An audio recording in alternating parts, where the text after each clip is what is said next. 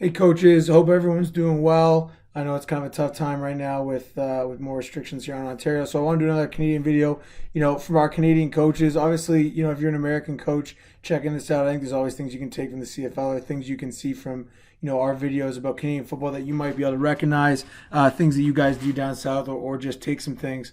It's interesting. I was looking at some Michigan offensive film for a project that I'm working on right now, and interesting how there's a lot of things I recognize from the CFL game in that offense, even though it's, a power running, 12 personnel, American style offense. So, anyway, we're going to get right into it. I think one of the great things about the CFL game is you get a lot of passing concepts. Like, it's all about being quarterback friendly. Obviously, quarterbacks in the pro game can make throws the high school quarterbacks can't make.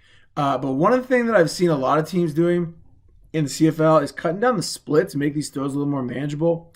Also, with the Canadian game, it allows you to do a little more with the Z, who's typically, split out here, whether it's top or bottom of the numbers, way out there. And these condensed sets, not like a tight bunch, but condensed in the formation. Even you see the X down here hitting the top of the numbers, pretty tight split.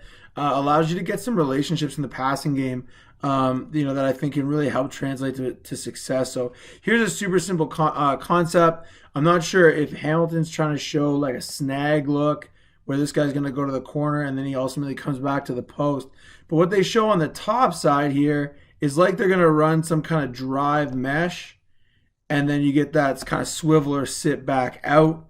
All right, and you just get that great high-low on the SAM. But one of the things that can often, cloud this type of high-low on the SAM is you're going to get either a low half or a low corner here with cut coverage for when this guy bangs back out to try and create that separation. Well, here with the tight split, you see how much this immediate out from the Z affects that corner, right? So we're able to really keep him wide, right, and then anchor in on this high-low here. We see that the Sam linebacker is pushed underneath, okay, this route, but then his eyes come back down. Okay, he's getting influenced by this bang back the other way, and we're able to get this throw in here. I love this picture right here.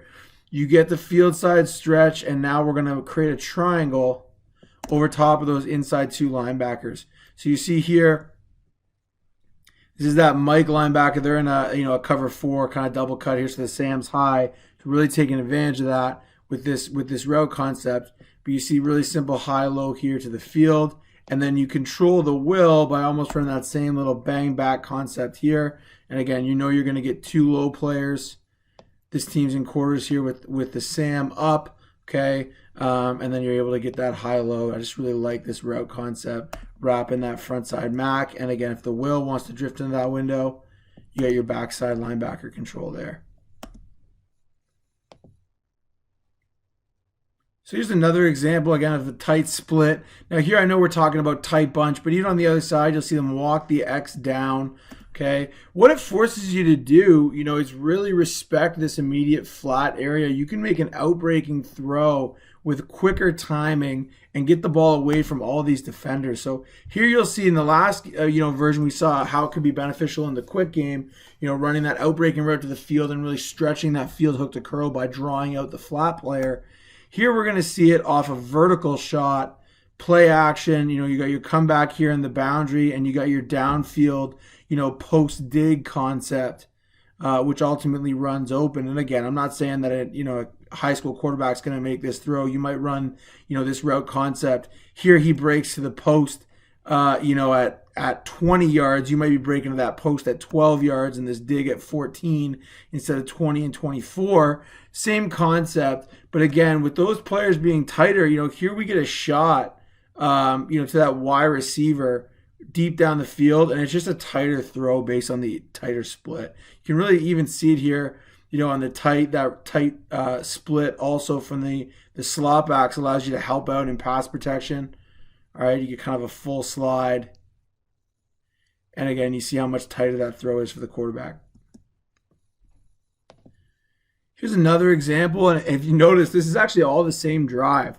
So you're seeing how this can be used in different formations. Here, even though Hamilton gets into a quad set, their Y is on the inside of the hash mark here. Their H or W, depending on your terminology, is almost in the middle of the field post, like just the field side of the post. And then that four receiver just a couple yards outside the tackle. The wide out here inside on the bottom or the top of the numbers. If you were looking at this, even in high school, you'd probably be coaching this Z. Hey, we're gonna want you, bottom of the numbers. This Y, we're gonna want, splitting the numbers in the hash so that we can put the 3 receiver and 4 receiver kind of equidistant here on the inside. Here with the tighter split, again, you're shortening the throws to the quarterback. Now, one thing you got to be aware of is it's great to shorten the throws, but if you also shrink the windows, that doesn't necessarily help a quarterback. So what you got to do is run route concepts that are going to allow you to still create those windows based on timing and breakpoints and stuff like that without shrinking the window. So, for example, here, right, they're going to run a simple flood concept. They're going to rely on the fact, hey, we're going to run the 2 high players off with these verticals, and we're simply going to look for vertical separation here as they get into this concept. My apologies, they run the switch release here. So they're going to take the 2 high players off the board, and they're going to look for more of a vertical separation on the high-low as opposed to the horizontal separation. So you see here, right, there's not much horizontal separation between these 2 out routes, right? Typically, you run a double out. You might be looking to have, say, a shallow out here, deeper out in here, and there's going to be some horizontal separation. You're not going to necessarily get that with a tight split, but you can get that vertical separation. And you see here, this player dives down too early, right, and you're able to get, again, a makeable shot. That's on the inside of the hash mark. Okay, ball's out on time, first down. You can really see the difference in the split here. So here's more of a traditional alignment. Now, I know they're in 23 and the formation's in the boundary, so the boundary wideout's playing a little bit wider, but he's tighter to the sideline than he is to the numbers. The number 2 is, on the middle of the numbers there. Okay, and to the field, that number 2 receiver, even though there's only 2 before they go empty and get the back out, it's on the inside of the tracks, and you see the wideout out here right on the top of the numbers. And you see the play calling makes sense to that because now they're going to look for a horizontal stretch, right? Now they're using the width of the field, okay? Shorter depth of target, again, important in high school. And the concept you're running is a horizontal stretch, right? We got 6 stop routes. We got a zone coverage. There's going to be somebody, with leverage who's able to, get into the open space vacated by their vertical defender and take that shot underneath. So again, I think that's an interesting look at, okay, do I want to use, wide splits and stretch the defense horizontally, or do I want to use tight splits? I think that might be something that you've done one or the other in the past. You want to spread people out, or maybe you want to condense the splits for your quarterback. I think linking that in ultimately to the type of route concepts you're using is a really good way to go. This is another great look at why you can use or how you can use condensed sets. So here we've got, again, 4 receivers to the field. The 3, specifically on the interior here, are pretty tight. But even the wide receiver here to the field is pretty tight. And they're going to use it in the run game. They're going to bring both inside slots across the formation. Clinic's going to kick out. The slot's going to leak into the flat. And you're going to get a little split zone action where the quarterback probably has the option, at least in some place here, to pull it and hit this slot back on the cross. Whether they're reading the linebacker or they read the spill or box of the defensive end. Okay, here you see how that actually opens up nice. It's a really nice play. Okay, if you run it off of a read. But you see here how the strength of the formation changes. If you're a high school coach, you're looking at this going, okay, 41, I need to be ready for them to use these 4 guys as blockers to the field on some kind of a perimeter run play. All of a sudden, when this ball gets handed off, really, it's a 2-by-1 set, and both fullbacks are working this way. So you could see here really easily, right, how you can get outnumbered in the run game. And you see here this thing cuts back. Really, all this is down blocks, right? We get a kick out. They didn't even get anybody on this.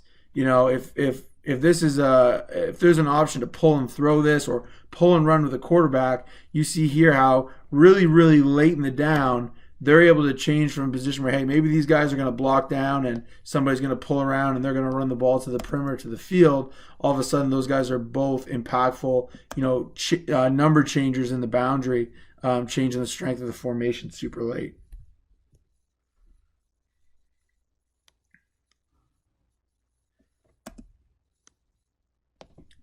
Here's another great example. The exact same call to the front side as the first play of the game. Okay, we get that push through kind of bang wrap concept we're going to draw the flat player. We're going to draw the flat player backer. Again, because of the split, you see how this player pushing out, this guy's got to be ready for a vertical. He's got to widen. We take 2 off the board because of that tight split, and now we're able to really work that high-low. Here we get the opposite, so they carry with the dig wrap route, and we hit this bang out, coming back for another first down. The last thing I'm going to cover in this video that you can do off of a tight split is you can change the strength of the formation in terms of the passing game. So here, really late, we're going to get the H or the 3 receiver here to the field, add in. Okay, we're going to use this tight split here as almost a rub route for the back into the flat. Okay, now we don't end up taking the back here on this particular throw. Okay, but again, you see how that tight split allows us really, really late in the down to change the passing strength of the formation, pick up this pressure, get the ball in the end zone. So 3 things to consider when you're looking to do this. Why do you want to do it? For me, there's 3 reasons. Number 1, you can get the Z a little bit more involved in the passing game, shorten the throws for your quarterback. One thing I would look to do in the passing game out of these tight splits is you're looking for more vertical separation plays. So off these condensed sets, you don't necessarily want to run as many horizontal stretches unless you're running back out into that space.